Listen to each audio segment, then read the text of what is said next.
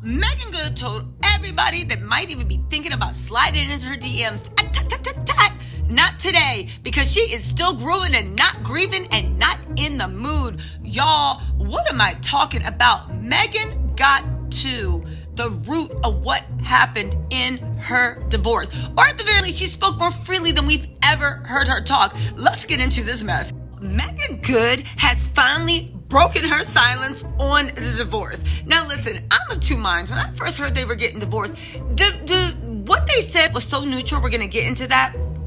But I literally was like, so what is it?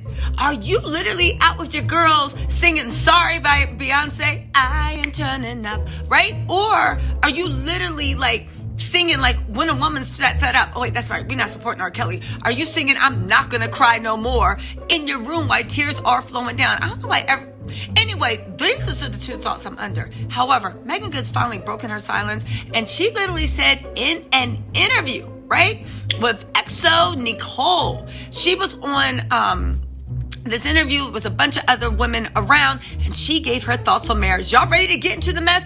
So listen, over the weekend, XO Nicole held a Twitter Spaces conversation. Y'all, if y'all not on Twitter, or even if you are, make sure you pay attention to the Twitter Spaces, because people be dropping jewels and gems, and it's so good. I think because people can't see each other like YouTube, they're more open to talking when they got tea to spill. I don't know. That's just my theory. Let's get into it, right? And it was with the Cashapp Harlem. If you haven't seen that, it's a great show Megan's on. Also, the Turn Up with T.S. Madison on Fox Soul. Woo! Claudia Jordan did that. Or should I say T.S. Madison did that. And you know Candy and the Gang is coming up too. And Roja. But anyway, we're not about show reviews that I'm going to be reviewing. Let's get into this, right? So she had Megan, Grace Byers, and Shaniqua, right? And Gia Peppers was hosting, right? And they were talking about love, goal setting, all this stuff. It was a good Twitter Spaces. Go check it out. Well, I think it's over, but still, it was a good Twitter Space, right?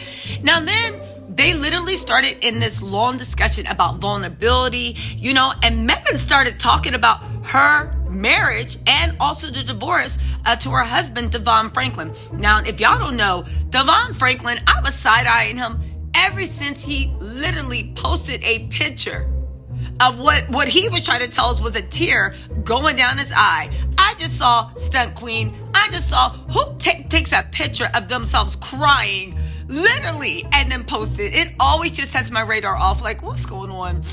I smell a scam, right? But listen.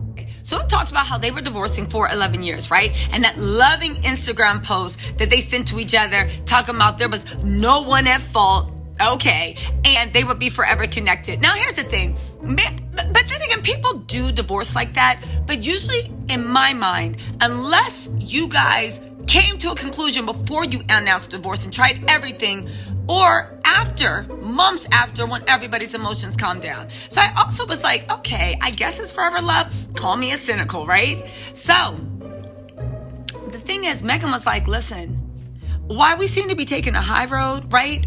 I'm hurt. I'm very, very hurt. Again, let's look at what she said that she was hurt about, and then I want to talk about it a little bit. All right, so let's get into it. So my little Tattle Tells, listen, the Tasha K case is not over. Now, we saw yesterday that she got her little patootie handed to herself by the jury, guilty on all counts. We're about to get into Meagan Good in a second, but I want to say 8 o'clock tonight. Join my channel. We are going live with Lily, the Red Lipstick Hustler. Go ahead and subscribe.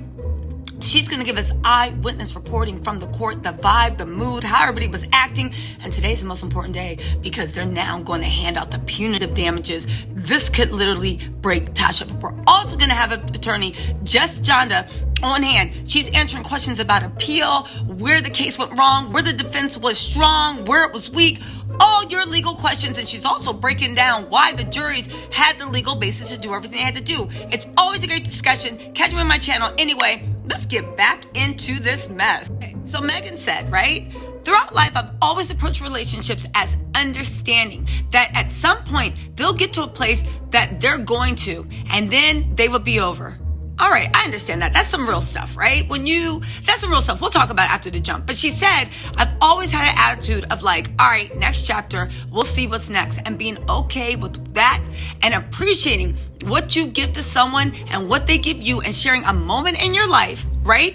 And in their life that you never get back, regardless how it ends. Listen, now I was like, okay, I get what you're saying, girl. There's more, but let me just take a brief interlude. I said, I get what you're saying, girl, right? When you are just dating and you don't find the one that makes you want to stop, right? You always look at everything like, this is nice, this is fun, this is good, but you forget to say out loud for noun, right? This is nice, this is fun, this is good, I love you. Everybody keeps that, doesn't drop the period, and they say for noun, comma, for noun. Then they put the period. So I get what Meagan's saying, but get this. That's not the way she feels about her divorce at all. Listen, she literally said, in my situation right now, it's a little bit different because I thought that would be the last time that I would be doing that and that I would be doing this with that person forever. She went on to say that the divorce was the most painful thing I've ever experienced in my life. And listen, here's the thing. While she's in the process, so apparently they were in the process since August of 2021 of kind of like uncoupling, even though they hadn't announced a divorce to anyone, right? She does say that she's still optimistic. She says, I'm still hopeful for the future. Maybe this isn't a chapter, but it just feels like this is my next act in life. I trust God. I mean, that's a good thing, right? Trust in something greater than yourself because the universe, God, whatever you believe, will definitely provide. She goes on to say, every season, every single part of this has been incredible, but I think it's important for every relationship to know that it's really about perspective and it really is how you perceive and look at things and trust in God and in the process, no matter what it is. She says that she is grieving, so all y'all people trying to move into Meagan's DMs, stop it. She ain't in the mood right now, right? She said she's still grieving, still hurt. It's going to be a long time, but at the end of the day, it has made God even more my lover and even more my husband, and even brought our relationship to new depths and new heights. And I'm in gratitude for that, y'all. Listen, first of all, Meagan Good dropped a word. I always thought she was a great actress, beautiful girl, but I never got my head around her personality.